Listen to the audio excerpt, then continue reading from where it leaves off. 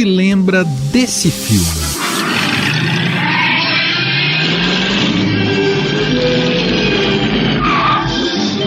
Ei, doutor, melhor recuar. Não temos rua suficiente para chegar a 88. Rua?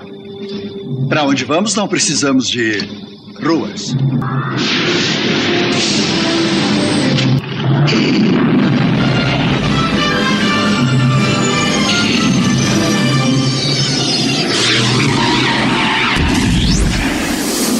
E desse aqui?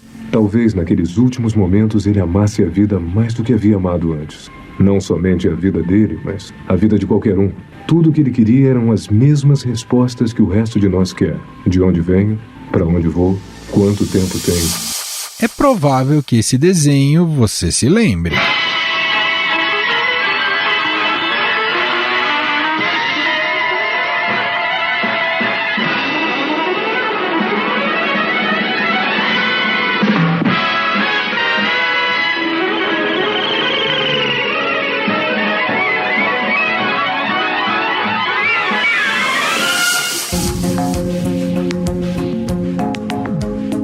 Para quem não pescou as referências, tratam-se dos filmes, na ordem que apresentamos, De Volta para o Futuro, Blade Runner e o desenho dos Jetsons. Mas o que essas três produções têm em comum? Todas elas previam que no futuro teríamos carros voadores.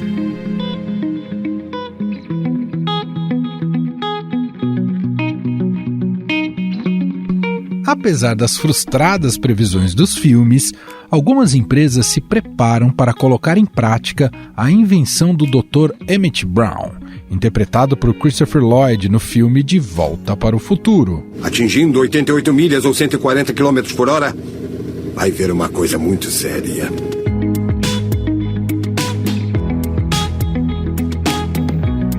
Em São José dos Campos, a Embraer começa a testar de forma simulada um carro voador.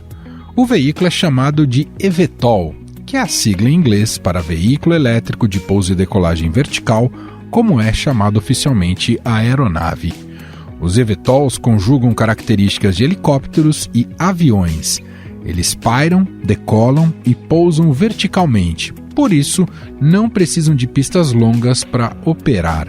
O equipamento foi instalado em uma das unidades da empresa em julho do ano passado e vem sendo usado para analisar a interface entre piloto e a máquina. Que os motores estão ligados. Temos que avisar para a máquina que queremos decolar, né? Então o próximo passo é apertar esse botão de auto take-off. Só manter, só esperar.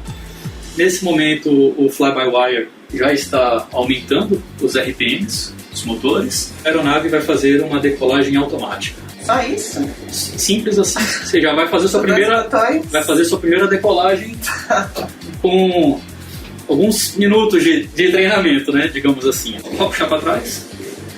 Já saiu do chão. Então você está fazendo o movimento vertical, certo? Você está subindo aí aos poucos.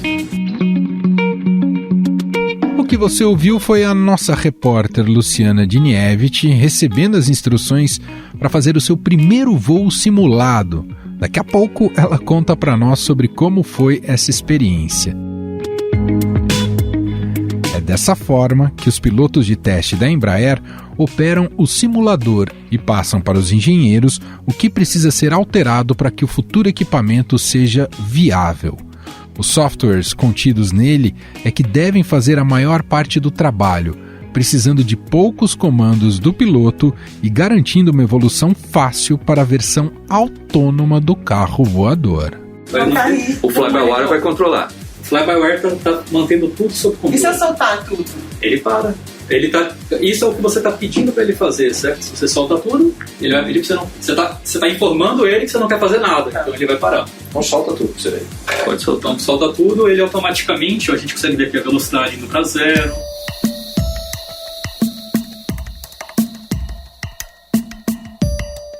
Enquanto pilotos e engenheiros fazem simulações, outra equipe trabalha em Gavião Peixoto, também no interior de São Paulo, em uma espécie de protótipo da aeronave.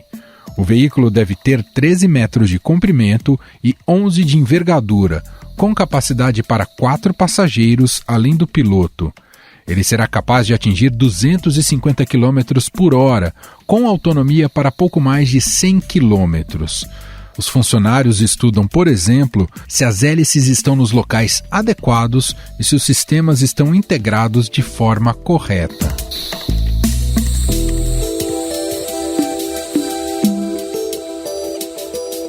Uma diferença está na concepção de asas fixas, que é a estrutura que não existe nos helicópteros, e na quantidade de rotores. Enquanto a maioria dos helicópteros modernos tem 2 rotores, geralmente situados acima da cabine e na cauda, os eVTOLs estão sendo projetados para ter vários rotores atuando em conjunto. Outro diferencial dos eVTOLs é que, além de serem elétricos, podem ter fontes híbridas de energia, como baterias, células fotovoltaicas e células a combustível, como destaca André Stein, que é o diretor executivo da Eve, braço da Embraer que desenvolve o carro voador. O que a mobilidade elétrica está trazendo para a aviação é uma oportunidade de realmente revolucionar a aviação como a gente conhece. O que o motor elétrico te traz, por exemplo? Ele é muito menor e mais simples que o motor a combustão. E o fato dele ser menor te permite colocar mais motores, criar uma propulsão distribuída.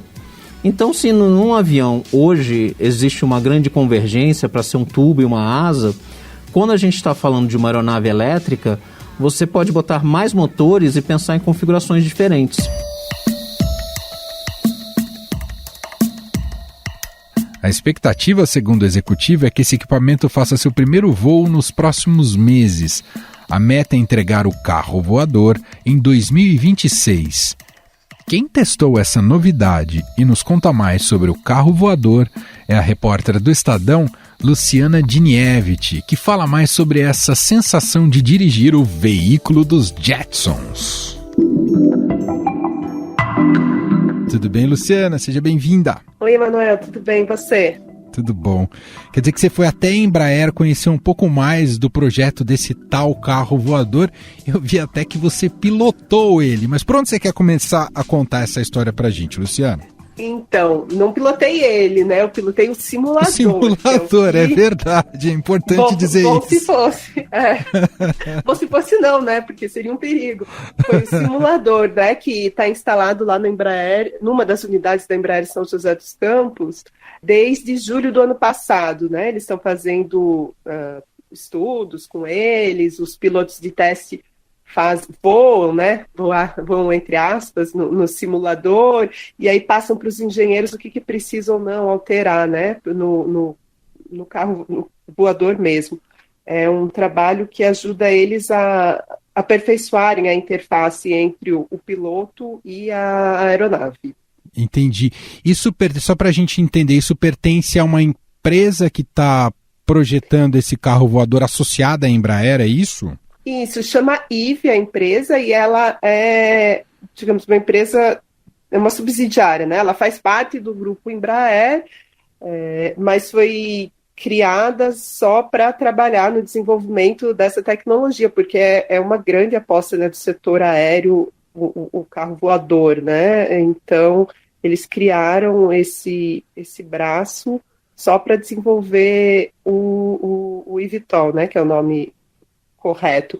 E hoje tem mais ou menos uns 100 funcionários trabalhando nessa subsidiária da Embraer, mas ela ainda não está completamente separada da Embraer. Então tem muita gente, muito funcionário da Embraer que também trabalha no apoio do desenvolvimento e que não é ligado diretamente à Eve, né? Mas diretamente da Eve são 100 funcionários hoje. Bom, eu já vi muitos vídeos de simulador de avião, Luciana, porque os pilotos passam por esses treinamentos e tal, né? E esses simuladores precisam, claro, como o próprio nome diz, tentar, né, reproduzir o máximo a realidade, né? Do pilotar um avião.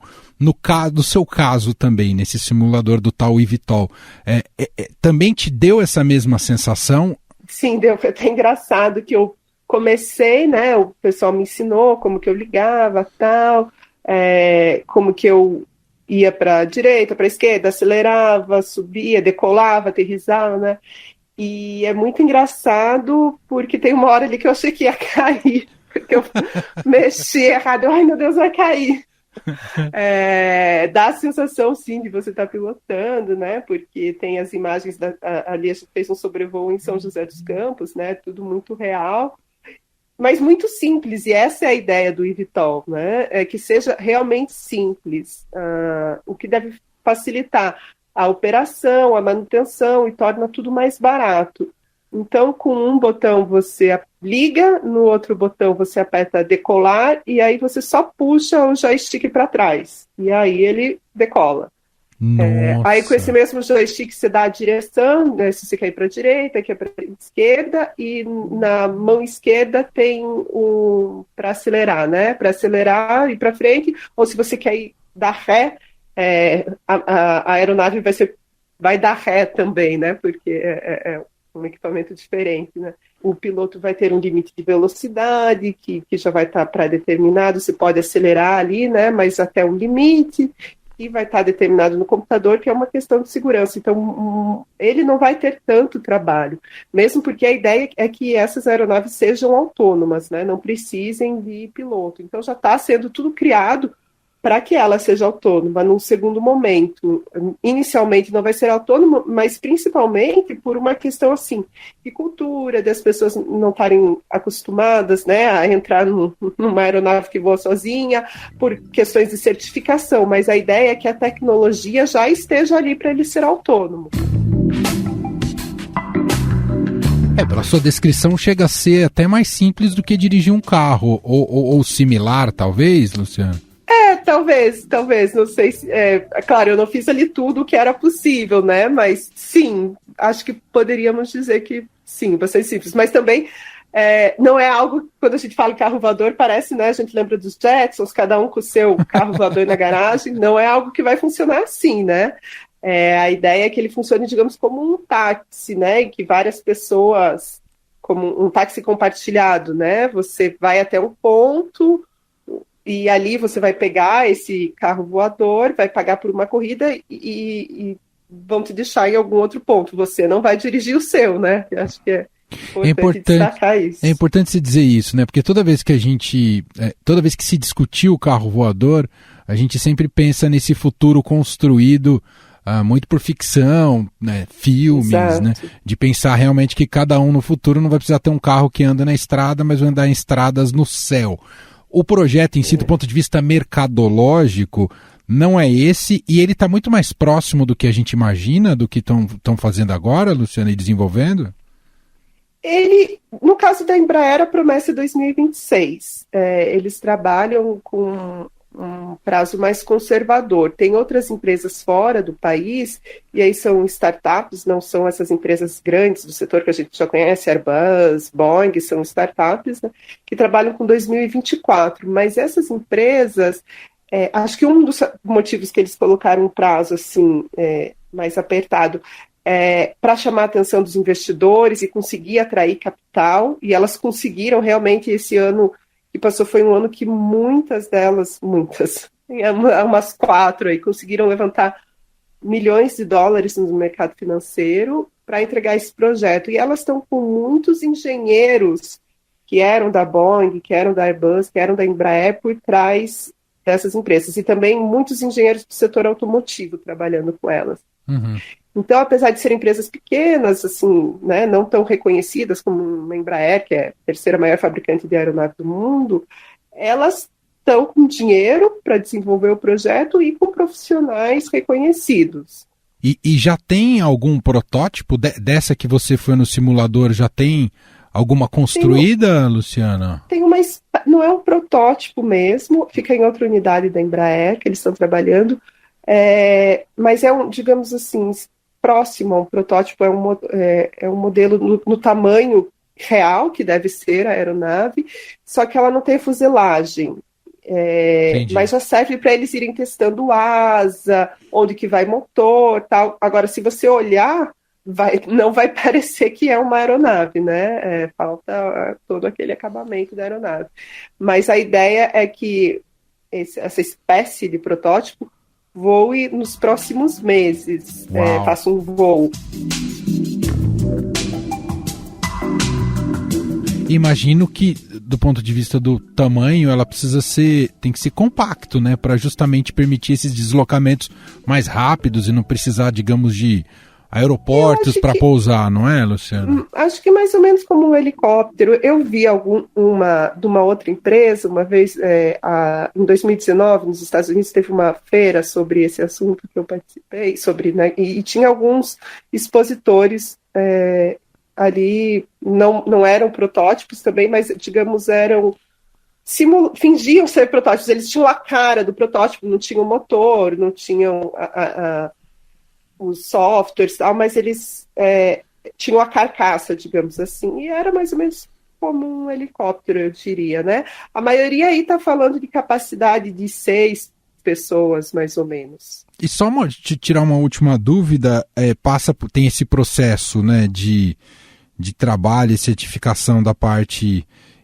da engenharia da coisa, mas vai precisar também ter um processo junto à ANAC de regulamentação. Isso já está correndo também, Luciana? Então, quem faz quem dá a certificação é a ANAC, né? Todo o simulador, até o simulador já está sendo testado tudo para que os softwares, porque o software também precisa ser certificado, todas as peças precisam ser certificadas pela ANAC. Então, eles já vão criando, como a Embraer tem experiência com certificação, né? Isso é uma vantagem dela em comparação com as startups, elas já vão criando tudo de acordo com o que a ANAC costuma pedir para certificar. E a ANAC também trabalha muito junto com o órgão regulador dos Estados Unidos. Então, tendo a certificação aqui no Brasil, não deve demorar muito para que se tenha certificação nos Estados Unidos também. Quem quiser, inclusive, saber mais de como foi essa experiência da Luciana em relação a testar o eVTOL, né, ou o simulador do eVTOL, tem a reportagem no Estadão e tem um vídeo, você fez um vídeo, inclusive, desse seu momento, né, Luciana? Isso, o pessoal da TV Estadão, o Léo, fez um vídeo, foi com a gente lá e gravou o vídeo do nosso teste no simulador. Importante. Tá bem legal. Apesar dela falar da sensação de vai cair, não caiu, né? Você não caiu, né, Luciana? Não caiu, deu tudo certo, não teve turbulência, eu pousei super bem certinho no lugar que eu tinha que pousar. É verdade, esse momento é muito tenso, né, de pousar certo, né? Pousei bem certinho, fui ali, passei um gramado e pousei no lugar certinho, sem erro. Muito bom.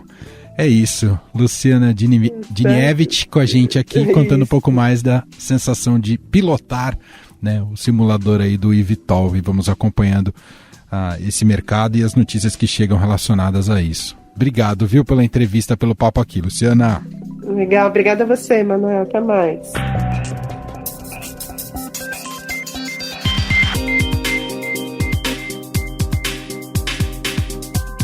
Nessa corrida pelo carro voador, quem lidera os estudos são as startups. Neste ano, as americanas Joby e Archer, a alemã Lilium e a britânica Vertical anunciaram um investimento de 3,9 bilhões de dólares para financiar a construção dos eVTOLs. No entanto, um dos maiores desafios é criar a regulamentação e sistema de gerenciamento dessas aeronaves, que deverão voar no mesmo espaço aéreo ocupado por helicópteros e aviões. Justamente sobre esses protocolos de segurança, bem como os desafios para a gestão do espaço aéreo, nós vamos conversar agora com Jorge Leal Medeiros, professor de transporte aéreo da Poli e engenheiro aeronáutico do ITA. Olá, professor, tudo bem? Obrigado por ter aceito aqui o nosso convite. Muito obrigado pelo convite. É um prazer estar com vocês e partilhar a minha pouca experiência com os seus leitores, enfim, em geral. Professor, o que tem sido chamado, né, de carros voadores ou eVTOL, a gente pode considerar que é uma nova revolução que vai acontecer na aviação ou que já está em curso? Eu acho que sim, porque na realidade, o que nós tínhamos? Nós tínhamos os aviões de asa fixa, que são os aviões que a gente imagina normalmente que tem 2 asas, precisa de pista para decolar. Depois vieram os helicópteros, que decolam verticalmente, decolam e pousam verticalmente, nem sempre isso é possível em função das condições atmosféricas, peso, etc. Mas, enfim, o helicóptero costuma certamente levantar e pousar verticalmente. mas todos eles com combustíveis fósseis, vamos dizer. E, de repente, com a melhoria da parte de eletricidade, de baterias, etc., começou-se a pensar em desenvolver e começou-se a desenvolver aeronaves elétricas de decolagem vertical. Então, é o eVTOL, é o Electric Vertical Takeoff and Landing. Quer dizer, é um veículo elétrico que sobe e pousa e decola verticalmente e tem uma certa autonomia limitada, menor que a de helicóptero, deve ser na base de umas 150 quilômetros, 100 quilômetros mais ou menos, porque as baterias vão se desenvolver com o tempo. Então, nós temos, hoje em dia, limitações de distância. E os aviões, essas aeronaves de eVTOL, elas ainda estão em desenvolvimento. Espera-se, por exemplo, que haja, talvez na metade dessa década agora, nós tenhamos algumas aeronaves já operacionais, da Archer, da Embraer, da IF, Joby, etc., enfim. Mas são aeronaves, vamos dizer, elétricas de pouso e decolagem vertical, que por enquanto tem uma certa limitação de distância e de capacidade. O que será preciso ter de adaptações, tanto do ponto de vista de segurança e infraestrutura para a operação dessas aeronaves, professor? Olha, nós vamos ter que enfrentar algumas modificações importantes na parte de segurança. Porque hoje em dia, quando você vai decolar com um helicóptero, um avião, se você quer fazer uma etapa de meia hora, pouco mais uma hora, você bota combustível para fazer o voo um pouco a mais, tá certo? Quando você está com um avião elétrico, uma aeronave elétrica, não tem como você abastecer a mais. Você pode fazer uma etapa menor, mas se por acaso você tiver alguma necessidade, você não tem como botar mais gasolina no tanque. Aquela capacidade elétrica tua é aquela que você tem e acabou. Quando você descarregar, você vai ter que carregar de novo. Você vai ter que trocar as baterias ou botar em carga. Então, nós temos que enfrentar brevemente uma outra conceituação dos níveis de segurança que serão exigidos para essas aeronaves. São coisas diferentes do que nós estamos vendo hoje em dia. Nós temos que pensar que haverá mudanças significativas nessa parte de segurança. Não que a segurança caia, ela não vai cair, mas nós temos que contemplar outros paradigmas aí. E do ponto de vista de infraestrutura, professor, pouso, decolagem, esse tipo de coisa? Pouso e decolagem, ela certamente vai poder utilizar o que o heliponto oferece. Mas eu acredito, eventualmente, que você possa, no futuro, eventualmente, utilizar aeroportos, vamos dizer, para essas aeronaves, helipontos, que serão menores do que os atuais para helicópteros, entendeu? Helicópteros exigem uma área um pouco maior, talvez. Eu tendo a acreditar que nós vamos ter uma demanda de helipontos menores, tá certo? De pontos de operação das aeronaves que sejam menos restritivos que os heliportos atuais. Há uma perspectiva de que eles sejam autônomos, sem a figura do piloto. Isso é uma inovação ou uma tendência natural, professor? É uma tendência que se espera. Isso está associado também à parte de carga paga, vamos dizer, o eVTOL da Embraer, o da IF, ele tem atualmente previsto um piloto e 4 passageiros, tá certo? E se por acaso tirar o piloto, passa de 4 para 6 passageiros. O que se pretende é isso daqui. Ou seja, quando você tira o piloto, você tira o piloto, que é a pessoa, se aumentaria um lugar, mas você vai ter toda a necessidade que o piloto tem de equipamentos para pilotar, etc., vai desaparecer aquilo, vai ser uma coisa automática. Mas é uma coisa que nós temos que pensar e nos defrontarmos com novas realidades e novos conceitos que vão aparecer. Essa parte de segurança, quando você pensa, aqui em São Paulo, por exemplo, nós temos alguns corredores de helicópteros, etc., onde os helicópteros trafegam, são controlados à distância, etc. Mas quando você tiver uma quantidade maior de eVTOL operando, desses equipamentos operando, nós vamos ter que ter um controle de tráfego aéreo que eles falem entre si para evitar colisões, abalroamentos, etc. Colisões, basicamente. No seguinte sentido, você tem que deixar, assim como você tem equipamentos de avião que permitem que o avião detete uma possível colisão com outro avião, o que estava desligado naquele famoso acidente entre o Legacy e o avião da Gol, que matou tanta gente que estava voando no avião da Gol, e aquele equipamento estava desligado, senão o piloto teria sabido que ele estava em rota de colisão, vamos dizer, tá certo? Muito bem, esses equipamentos vão ser absolutamente necessários quando você trabalha com uma quantidade maior de aeronaves desse tipo num espaço aéreo mais reduzido, que é o espaço aéreo de uma cidade. Não que eu acredite que essas aeronaves elas vão se restringir a operar dentro de uma cidade. Elas certamente farão voos maiores, como nós já vimos, por exemplo, quando a Azul acertou um contrato com a Lilium, uma empresa alemã, que deverá ter esse equipamento homologado, pronto para operar em 2024, eles estão pensando em fazer ligações que são ligações que saem de São Paulo, vão para São José dos Campos, vão para Santos, vão para Ilhabela, etc. Tá certo? São ligações maiores que estão sendo previstas de fato.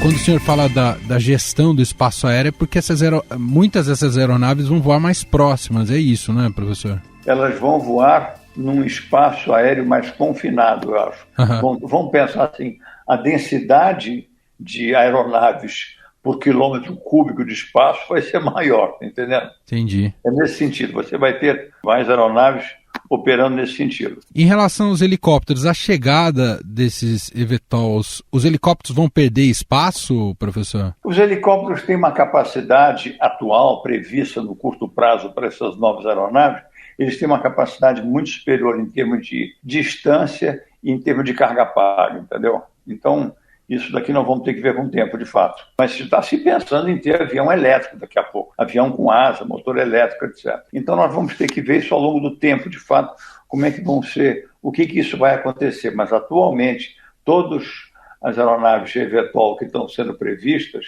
e não são poucas, elas têm uma capacidade de carga paga relativamente reduzida e uma capacidade de distância relativamente reduzida, função das restrições das baterias, vamos dizer. A grande vantagem que um equipamento desse, um motor elétrico, que o eVTOL tem motor elétrico, é que o motor elétrico só tem uma coisa que se mexe nele, que é o rotor dele, é o eixo dele. Não tem mais nada, não tem nenhum tipo dessas complicações que tem o motor a jato, uma turbina, vamos dizer, um turbohélice, e muito menos do que o motor a pistão, vamos dizer. Uhum. Imagino que a gente vai experimentar um voo o mais silencioso que já podemos fazer na vida, é isso? Talvez só voo de balão seja mais silencioso, professor? Pois provavelmente vai acontecer. Ele deve fazer algum barulho, porque tem o rotor, mas o rotor vai ser bem menos barulhento do que o que nós temos hoje nos nossos helicópteros, tá certo? Sim. Agora, não vamos esquecer uma coisa também. Tem alguns carros elétricos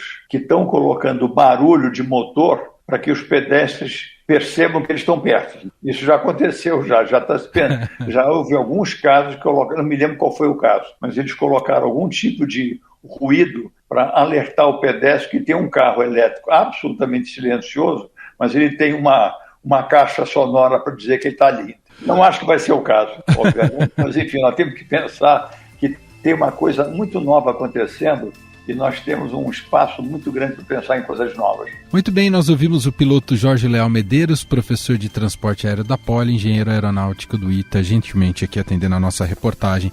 Muito obrigado, viu, professor? Pois não, prazer estar com vocês. Estadão Notícias. Este foi o Estadão Notícias de hoje, sexta-feira, dia 10 de dezembro de 2021. A apresentação foi minha, Emanuel Bonfim. Na produção, edição e roteiro, Gustavo Lopes, Jefferson Perleberg e Ana Paula Niederauer. A montagem é de Moacir Biasi. Escreva pra gente no e-mail podcast@estadão.com. Um abraço pra você, um ótimo fim de semana e até mais.